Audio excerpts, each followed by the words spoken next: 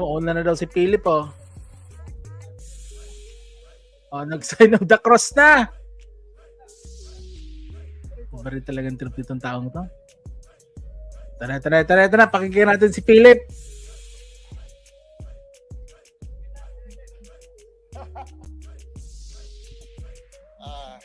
Magandang tanghali po sa kanilang lahat. Patangin na.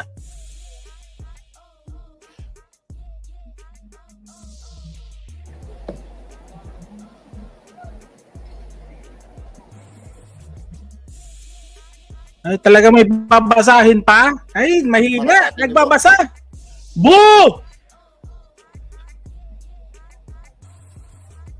Hindi mo lang nagpasikat, oh, mahina. Nagbabasa rin. Habang nakatayo ako sa harap ninyo po, isang dedikadong magiging lingkod bayan at nakatuon ako sa pagtugon sa mga pangunahing issue ng humahadlang sa ating mahal na Pilipinas. Ang aking pong plataforma ay nakatuon sa kapayapaan o peace and order. Peace and order. Si Lacson na lang. Peace and Kung order gano'n man lang ang plano mo, kay Lacson na lang kami. Palalakasin ko ang ating ahensya ng pagpapatupad ng batas upang matiyak Magiging ang boy pangako kaligtasan to. ng publiko tulad ng pagdadagdag ng budget para sa modernization ng ating mga kapulisan at kasundaluhan. Naku, nagbabasa. Itataguyod Boo! ang mga programang nakabatay Wala sa to. komunidad upang mas mapalakas ang kooperasyon ng publiko at pribadong sektor para sugpuin ng kriminalidad Ay na. at susuportahan ang mga epektibong programa Walang bago. sa rehabilitasyon ng droga. Walang upang bago. mabawasan po ang krimen.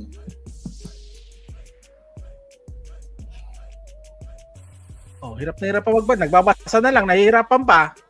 Nais ko pong maibalik yung hindi na matatakot ang mga pamilya na nakakasiguro sila na makakauwi ang kanilang mga anak sa kanilang bahay.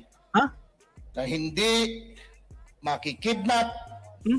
hindi magagahasa, hindi mapapatay. Gusto ko pong siguraduhin na mabawasan kung di man mawala lahat ng mga drug addicts na nagkalat na naman kung Uy, wag! saan. Gusto yan ni Digong! Time's up. 2 minutes na. I-wrap up ko na lang po. Sige po. Thank Okay. you. Yan po ang aking plataforma. Ako po'y naniniwala na marami pa rin pong mga pulis na matitino. At huwag nyo lamang hong lalaliman ng inyong mga tanong. Nakaready na ako. Okay, first question. Nico? Yes, Sir Bagsik? Nico. Wala. Bagsik. Magandang umaga po, sir. Di mag-Duterte ka, Nards? Doon po sa speech nyo na you're Wala in ba? favor Wala of ba? rehabilitation po, ano, when it comes to the drug addicts po. Does this mean na you don't agree po with the war on drugs of former President Rodrigo Duterte na libo-libo po yung napatay? Ay! Hindi po. Ako po'y naniniwala doon sa ginawa niya kasi ho nakabuti dito sa atin. Oh. Pero ngayon po, ang sa akin naman, bigyan din natin ng pag-asang ma-rehab yung mga addicts. Kasi po, maski na mga addicts yan, meron pa rin pamilyang nagmamahal sa kanila. Kontra! Bigyan din natin ng pag-asa. Yan, Doc Willie na lang makabalik sila tayo! sa lipunan. Yan, magkakabati tayo kay Doc Willie. Follow-up na lang po, sir. Paano po natin sila mabibigyan ng Ay, Doc Willie pagkakataon tayo. na makabalik sa lipunan at kailangan mo- rehabilitate Susunod kung ko yun. napatay na po? Patapusin lang natin itong tatlong tong Wala sila. naman po ako sinasabing papatayan eh. Ang sinabi ko po, hulihin at parihab. Hulihin sila para mabigyan sila ng pag-asa. Kailangan, sa akin ho kasi, ayoko nung hinuli ko, pinatay ko. Ayoko nang ganun. Ay! Gusto ko mabigyan Anong sila ng ibig mo pag-asa. sabihin? At tingin ko naman po, Anong ibig mo sabihin? Hinuli ni Duterte, pinapatay niya yung mga adik? Hala! Kagrupo mo yun! Nilalaglag mo na agad sila bato ah! Di pa nga nag-uumpisa! tama din yun at sinasabi. Kung mali po, patawarin niyo ako. Yun po. Okay. Sir, magandang umaga po. Yes, sir. Michael Rogas po from Radyo Pilipinas. Binabanggit po ninyo yung mga plataforma kanina. At Isa lang po plataforma ko, peace and order. Apo.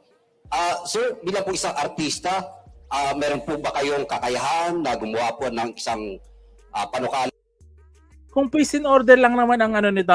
Ate Tamura, shoutout po Kung peace and order lang ang gusto ni Philip Salvador i-push, mag-Lacson na lang po tayo. Doon po, proven na po tayo kay Lacson. Proven tayo kay Lacson. Ako, gagayain lang.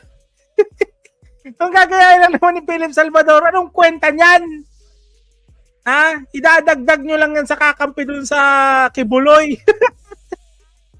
ng batas para ho sa ganun ay ma-draft po at maipasa sa Senado. Jonel, Ito po mga shoutout sa pinapalik po Jonel. yung plataforma na ito. Opo. Bakit naman po hindi? Yun nga po ang nakakasakit minsan. Kasi po, ang tingin sa lahat sa amin, kami mga artista lang. Makikipagtulungan naman po siguro ako sa aking mga abogado. Makikipagtulungan naman po ako sa kapulisan. Gagamitin mo lang Hindi naman na. kasikat mo. Lahat po Kasi yan. Hindi ko naman po aakuin lahat siya na gagawin ko na agad na batas. Kailangan po, meron akong oras din na makapag-usap sa kanila para maiayos ko ang dapat maayos. Sir, follow-up question lamang po. Oo. Aside po sa pagiging artista, ano pa ho yung inyong experience na maaari pong maging batayan ng mga botante para po kayo ay iboto?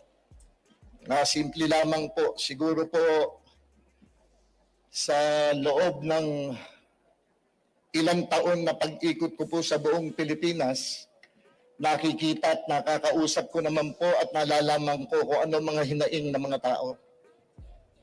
Talaga. At yun po ang aking pinakahawakan dahil Talaga nga po ako'y bumababa hanggang sa grassroots po ang pinupuntahan ko. Talaga ba? Nalalaman ko po kung ano ang kanilang Oo ba pangangailangan, yan? kung ano po ang kanilang Hi, hinaing. Jokes. Good evening. Ay, good afternoon. Hinihingi nila Sorry. sa kanilang mga lugar na mabawasan ng mga addicts. Ay, nako. Dumarami na naman po. Nagkalat na naman kung saan-saan. Kaya kung maaari po, kung ako po'y mabibigyan nila ng pagkakataon, Huwag niyong bibigyan ng pagkakataon! gagawin ko po ang lahat. Ekes! Tatanggalin ko ho ang Woo! pagod sa aking katawan para maiayos ko po kung ano yung mga hinaing, lalo na po ng mga magulang. Ano sabi? Wait lang. Ano yung mga hinaing, pagod, gagawin ko po. Nagkalat na naman kung saan-saan.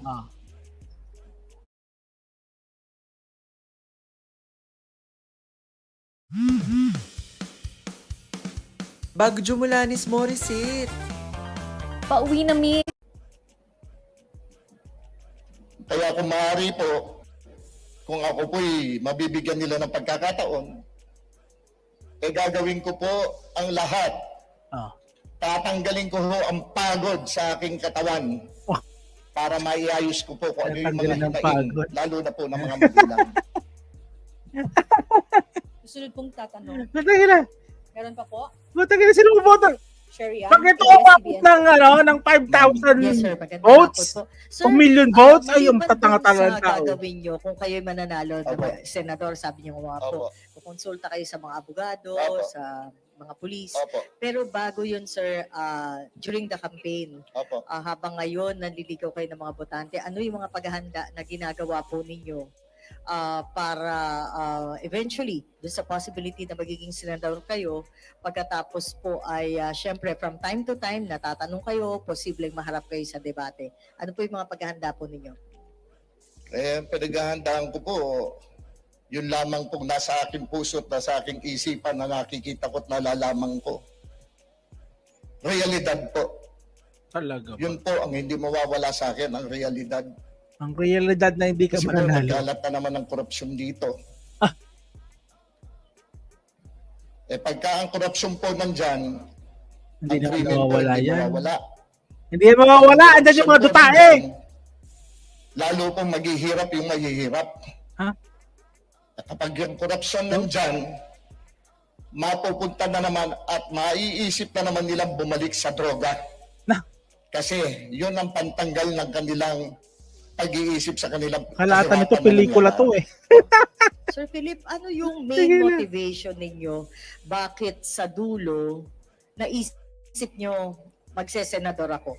Bakit hindi ibang posisyon na mas nakadirekta sa tao? Bakit po Senado agad? Ang totoo po, Ah. mga tao po ang nagsabi sa akin tumakbo ko senador. Wow! Sino? Mga helpless and the hopeless po. Sino yan? Sino nagsabing tumakbo kayo? Ay, kung sino man nag-motivate dito, ha? Mga bobo tanga kayo! Wala itong maitutulong sa Senado. Si Doc Willie Ong na lang iboboto ko kung para dito. Doc Willie, sure ball. Ha? Maraming maitutulong si Doc Willie Ong. Ha? Pangkalusugan, sure ball ang pangkalusugan, sure yan. Sigurado ako dyan, may mga libreng gamot dyan pag si Doc Willie. Ha? Diyos ko, kasi itong pipiliin nyo, si Ipe, saan pupunta tayo? Saan papunta ang Senado pag ito ang nanalo? Kanina nga gagawin nyo ng mga protector to ng mga dutae. At nagsasabi sa akin, tumakbo akong senador. Yun po. ang Nag-iipon nagpapalakas sila ng ng ano loob ko. mga Una, ang puro ating dutae. Panginoong Diyos. Diyos ko. Pangalawa, ang mga tao. So, if ever po, kung ano man po mangyari, I will run as a senator. I will run, I will join the race, and I will finish my race whether I win or lose. Thank you very much. Thank you po. Thank you very much. Thank you po. Time is up na. Nene, last word is it? Salamat po Sige po. sa inyo lahat. Ay, Nene, sorry. Si Benedict, hindi siya DDS. Hindi siya DDS. Kung sakali lang to, kung sakali, ay, o nga pala, tatakbo na pala si Doc Willie. You mentioned, Kung sir, yung pipili platform tayo, on peace and order and yung Kung pipili tayo ng ano, ng ipapanalo o iboboto, wag na si Ipe. Maraming choices. Ayan si Doc Willie Ong. Oh, kung hindi ka makapag-isip, imbes na iboto mo si Ipe, si Willie Ong na lang. Si Willie Ong sure ball. Maraming matutulungan nun. Independent ata si Doc Willie, di ba? Independent si Doc Willie. what specific bills do you have in mind po sa ngayon? Hindi pahirapan niyo yan. Sa ngayon ho, gusto ko talaga yung sa Pahirapan niyo yan. rehabilitation ng mga addicts. Gusto ko ho sila mabigyan ng pag-asa kasi Pinupush talaga. kagaya ng sinabi ko, paulit-ulit ko sinasabi, may nagmamahal din mga pamilya yan. Bigyan natin sila ng pagkakataon. Pag hindi pa sila tuminodo sa anong yan, Wala. Mahina. paano Oh! yung bills na gagawin mo for them para sa mga tao? Kailangan maiayos ang mga may pangangailangan sa buhay. Tanggalin natin ang kahirapan, tulungan natin sila magkatrabaho, hindi sila mag-iisip papunta sa droga. Ay, Roxy, shoutout sa'yo, Roxy. Okay, maraming time is up na, Iha.